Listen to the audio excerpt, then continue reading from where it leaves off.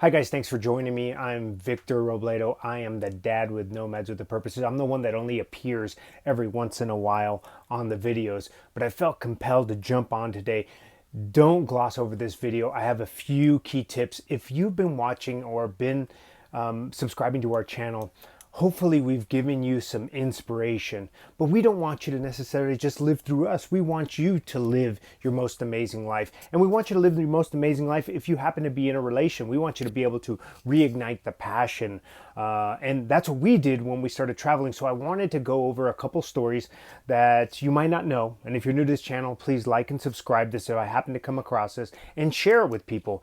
We are the OG full-time RV travel family and an adventure family. We have literally been doing this now 9 years. So you can imagine, we first started, my youngest one was 4 years old. And now we actually have some kids who have taken flight and are starting to live on their own in their own RVs. So we have done it. We continue to do it. We are not the social media type of family that only does it on the weekends. I want to give you a little more origin story as well, so you understand the complexity, because oftentimes you don't have context. You will paint people, you don't mean to, I don't mean to, oh, must be nice they get to do that. I'm literally I'm the son of two immigrants to the United States, to this country. I was that kid who could not speak English the first day of school.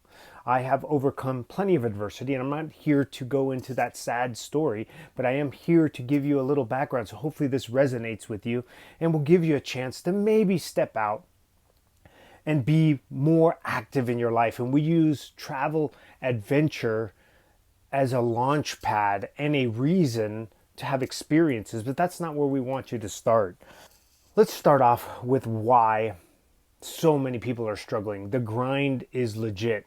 And you've actually been taught to believe that what you are going through, the life that you are living, is just how things are supposed to be. I know I come from a huge family of just get in there, grind, get into a mortgage, get into a job that's safe, get a retirement, and then maybe at the end of life you can actually enjoy. And I can tell you, having lived this life, that's not the way it's supposed to be. That's not why. If you are believe in God, if you believe in the universe, you believe in quantum physics, then you know that just isn't true. You're here to live and fulfill your life. And so I encourage you to do that. In part, a good portion of this is really not our faults. Here in the United States, we're taught that paradigm. It literally is a matrix of sorts. And I do want to wake you up to the possibility. If you're here in this channel, you're taking up, maybe you follow other full-time RVers, but most of us like to stay in our lane and just show you like, oh, look at me, look at my life, this is amazing, oh, entertain you guys. But it doesn't have to be that way. You can take some steps. You can develop your own life. And society and the images that are associated are just part of the problem. Inflation.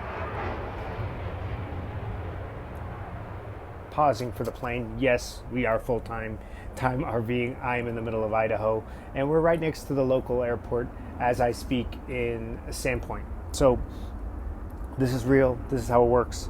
You just make adjustments. Still going.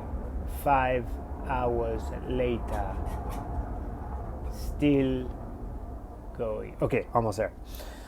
So aside from society and how it's developed, really when Nixon took us off the gold standard in the 1970s and inflation became a massive issue, we started to really devolve the family unit in this country significantly and rapidly in the 1970s. And so it made it and required, in most cases, a two-income family. And when that started to happen, and this is male, female, traditional roles aside, this just means if you are in a family unit, you're divided attention already. There's not one person that's giving that primary care to children, and so it's stacked against you is how you're going to pull this off. Aside from that, the amount of pollution, the de-evolution of our food, that's all impacting our health and wellness. And so it's really time if you're any of these videos resonate, you start taking back the pieces of your life to help you achieve and reignite the passion in your relationship and reignite the passion in your life, because we are here such a short period of time in this physical body that it's uber important to squeeze the mana, squeeze the joy, the joie de vivre, regain that once again. It's time to really break the cycle. Now, if any of this really resonates with you guys, we have a link in the description. We have an amazing couples workbook that will really start to hone in on what your values are. Oftentimes we come into a relationship and we make this adjustment because at the beginning it's like, oh my God, this is so amazing. We get along so good. This is amazing. We're different. We're different. And the reality is that we're not so undifferent from each other. We're really quite the same. All couples are the same and they have some of the same struggles. And so in this couples workbook, we get down into understanding each other's values or have a conversation, and that creates a whole nother problem. I know for me, my own programming, my own trauma was conflict avoidance. And so conflict avoidance created a lot of challenges in our relationship because anytime there was conflict, I went aloof. And if you follow any of the work of Gabor Mate, I finally started to understand why I did that. I grew up in a household where there was conflict. There was some significant stress. There was conflict. And so my brain naturally, defense mechanism, I literally couldn't run home or run away. I couldn't fight said conflict. And so my brain zoned out and created this mental block. So when I got into deeper, more significant conversations with Robyn, I would find myself trailing off and going aloof. It wasn't that I was actually bored or didn't care. I had trained my brain from a young age to go into this place to protect itself. So if you're encountering some of that takes understanding and pulling apart what's going on in your own world. And if you're being encouraged by one person, a lot of people will watch this channel and they're like, oh, I would do this, but my partner or my spouse or my husband or my wife, they don't want to do it. You're likely just working more than against just having the positive experience, because a logical person would say, yeah, let's do this. We can do it in this way. But if you're encountering a lot of resistance, there's a good chance what I just described in myself, those two simple things, are what you're working against. So it takes coming together and going, hey, let me help you through this. And that's a slightly different conversation because our egos are so large, we don't want to think that there's anything wrong with us.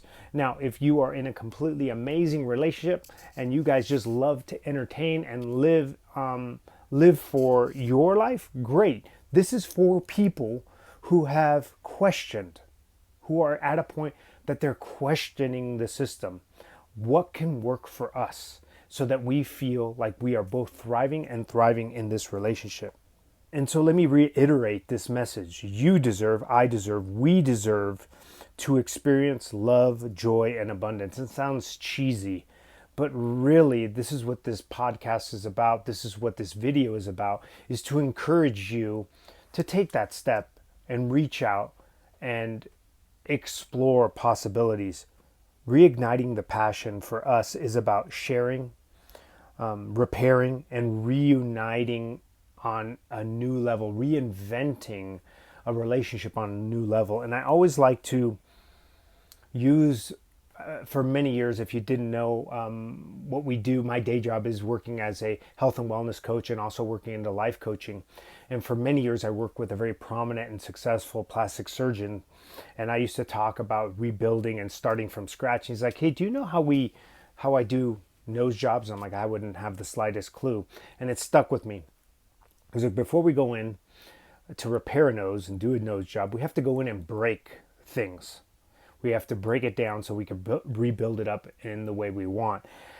And this requires, if you're in the process of questioning, understanding that you're going to break some eggs. It's like that nose job. You're going to have to break it down to rebuild it. But I want you to not be afraid. I can tell you unequivocally how many challenges I've faced over 9 years with my wife. Namely, the story that comes to mind is when I was surfing in the south of France. We were there with the WSL. Now, mind you, we'd already spent some time, and I've had conflict when we landed in Norway on our first trip. We do have some videos, I believe, on this YouTube channel about some of that first trip, and we might not, because the reality is I was in survival mode. Robyn was playing full mama mode. We were looking to squeeze joy out of our trip. But we've been arguing because really didn't know who I was outside of work, and for the first time since I was 19, I wasn't working in my business. And so we're out in the lineup in Biarritz in the south of France. We were arguing and conflicted about what it was that I was going to go and do. I wasn't happy with who I was at that moment, and had no idea what I wanted to do. And because of the argument, I paddled on the inside, caught a wave late, bailed, did not cover my face. The board hit the sand at the bottom and came up. Well, I neglected to kind of cover up because it's such a sort of a small but violent wave. The fin came in and perforated into my sinus, put a massive hole in my head, and immediately had to be rushed. Everything worked out great, but part of the reason I struggle with recording videos is I'm super self-conscious because of this eye. It tends to have trouble tracking, but otherwise I have perfect vision. Anyway, to make a long story short, I go through all this pain and suffering. My wife like, oh, why were we arguing? And you'd think I would have learned at that point that the universe was talking to me like, hey, just want you to be happy. Don't argue. Just feel into this. Feel into the conflict. Smooth it over. I did not learn over and over these lessons. Thankfully, that was one of the most physical ones, but the pain and some of the struggle that I felt over the years trying to overcome my programming would make the average person go, it's not worth it. But I can tell you it is absolutely worth it. I was asked to walk the Camino more times than I hate to admit, and I share that story all the time because we're right by the Camino de Santiago. As a pilgrimage, many people take it to find themselves and discover themselves. And so Robyn continually asked me because she just wanted me to be happy, and I could not be happy. Something in me kept me in this fight or flight mode. And this is what's important, that travel helps us grow. Adventure helps us grow. In my last podcast that I created, I talked about how valuable that first step is into finding what's important to you, connecting with nature, connecting with the self.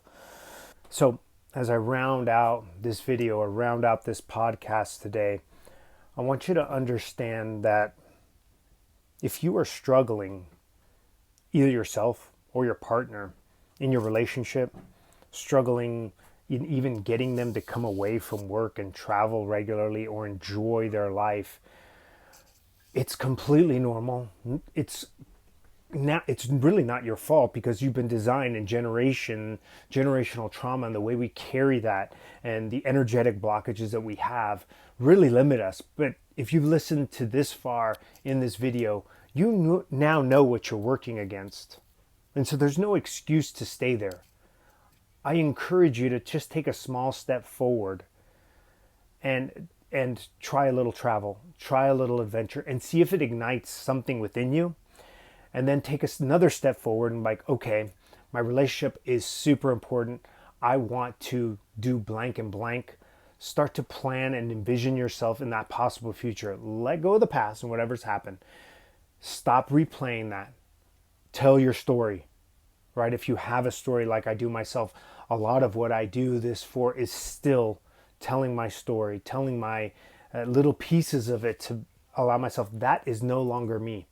And re-script a new future for yourself, your family, and in your relationship. Thanks.